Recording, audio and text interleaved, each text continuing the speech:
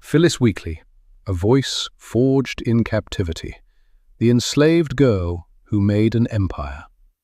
Listen, the little girl does not know where she is going. She does not know the name of the ship. She does not know the language being spoken around her. She only knows that everything familiar has disappeared. Her home, her family, her future, gone. And somewhere in the darkness of the Atlantic Ocean, a child who will one day become one of America's first great poets is carried farther and farther from the world she once knew. Her name is Phillis Wheatley, and her story begins with loss. The kind of loss so enormous that most people would never fully recover from it. Yet, somehow, against every expectation, Phillis transforms that loss into something extraordinary. You feel it immediately when stepping into West Africa around 1761. Historians are not entirely certain where she was born. Many believe somewhere in present-day Senegal or Gambia.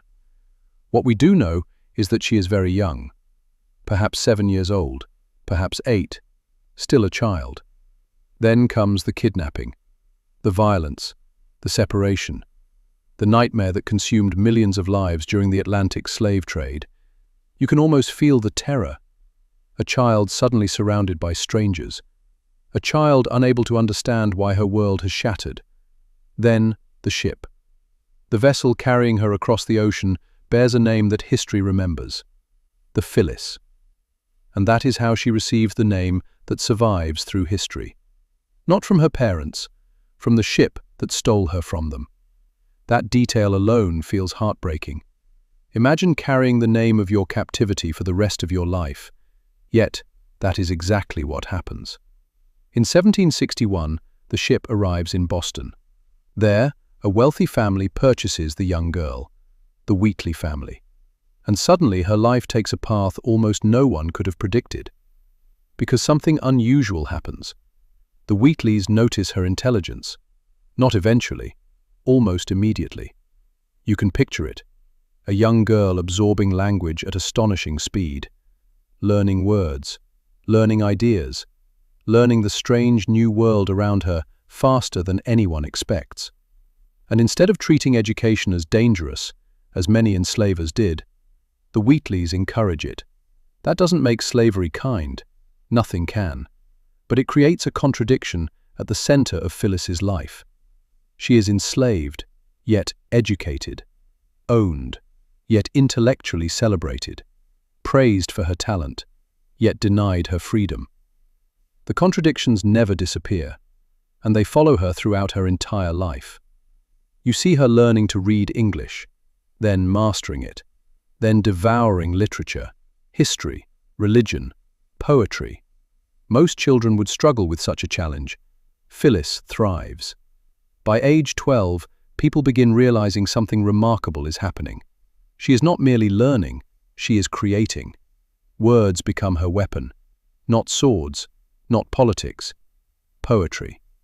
You can almost see her sitting by candlelight, reading, writing, thinking, while the world around her assumes someone in her position should remain silent. And that may be the most revolutionary part of her story. Phillis Wheatley begins speaking through poetry in a society that barely recognizes her humanity. Every poem becomes an act of defiance. Not angry defiance, something subtler. She proves her intelligence simply by existing on the page. And in 18th century America, that is a profoundly political act. Soon, her poems begin circulating, then attracting attention, then astonishing readers. Because many white colonists cannot reconcile what they are reading. The poems are sophisticated, elegant, learned. Exactly the kind of work they insist an enslaved African girl should not be capable of creating. And yet, there it is. Line after line, poem after poem, undeniable. The deeper her reputation grows, the more uncomfortable she becomes for people who want simple answers. Because Phillis Wheatley destroys simple answers. She forces people to confront an unsettling possibility. What if the assumptions supporting slavery are wrong? What if the people being enslaved possess every intellectual gift their oppressors claim they lack? That question begins following her everywhere. And soon, the young girl stolen across an ocean is about to do something no enslaved African woman in America has ever done before. She is going to publish a book. And once that happens, the entire Atlantic world will be forced to pay attention. Right, as a child taken in chains prepares to become one of the most famous writers in the British Empire. Because next, Phillis Wheatley faces a room full of powerful men, determined to decide whether her genius can possibly be real. The room is full of educated men, judges, merchants, ministers, scholars, the kind of men accustomed to deciding who deserves to be heard. And today, they are not gathered to discuss politics, or religion, or war. They are gathered to discuss a young, enslaved woman, because many people simply refuse to believe Phillis Wheatley wrote her own poetry. That is the uncomfortable truth at the center of her rise.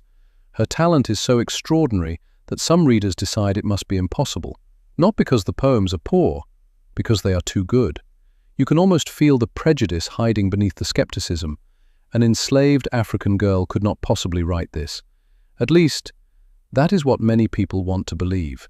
So Phillis is forced to endure something almost unimaginable, a trial of intellect. Not in a courtroom, in a drawing room, a gathering of Boston's most respected men who question her directly.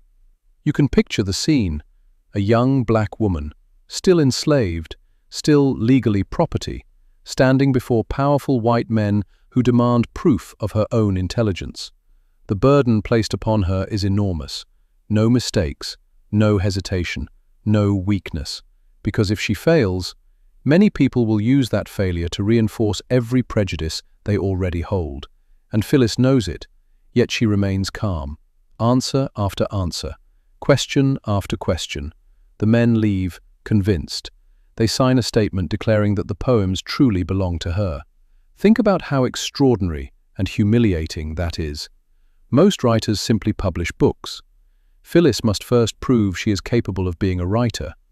The endorsement follows her work everywhere, printed beside her poetry almost like a certificate of humanity. And in 1773, history changes. Her book is published in London. Its title?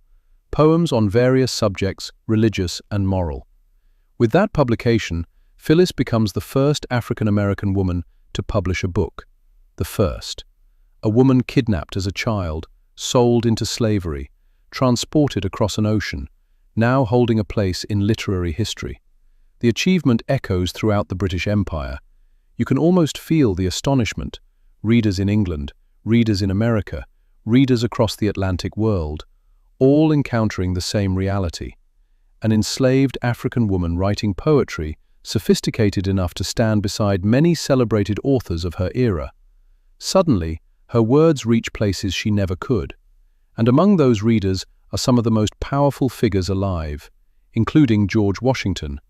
That detail still feels remarkable. One day, Phillis writes a poem honoring Washington, and Washington responds, not dismissively, respectfully. He even invites her to meet him. Imagine the journey. An enslaved woman whose existence society attempts to diminish, now corresponding with one of the leading figures of the American Revolution. Yet beneath every success remains the same contradiction. Phillis is famous, but not free. Celebrated, but still owned. Admired, but still constrained by laws she did not create.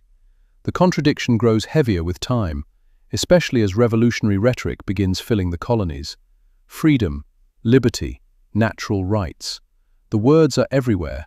Men speak passionately about freedom from tyranny, while slavery remains all around them. And Phillis notices. How could she not? Her very existence exposes the contradiction. A nation demanding liberty while denying it to millions. She rarely attacks directly. That is not her style. Her poetry tends toward elegance rather than confrontation. But the tension is always there, quiet, persistent, impossible to ignore. The deeper you look into her life, the more courage you see. Not battlefield courage, not political courage, intellectual courage. The courage to create beauty inside a system designed to deny your humanity. the courage to write while people question whether you are capable of thinking, the courage to succeed while carrying expectations that would crush most people. And yet, the greatest tragedy of Phillis Wheatley's story is still ahead. Because fame does not guarantee happiness, recognition does not guarantee security, and the woman who became one of the most celebrated poets in the Atlantic world is about to discover how quickly public admiration can disappear, especially when the applause stops, right as fame, freedom, and revolution begin colliding around Phillis Wheatley. Because next, the poet who conquered the literary world discovers that success cannot protect her from hardship, loss, and heartbreak. Freedom arrives quietly. No grand ceremony, no cheering crowds, no dramatic moment where chains fall away and the world suddenly becomes fair. Because history rarely works like that. For Phillis Wheatley, freedom comes wrapped in uncertainty. Sometime after the death of Susanna Wheatley, the woman who had encouraged her education, Phillis is finally emancipated. Free! A word she had spent her entire life circling, a word millions dreamed about, a word that should feel like victory.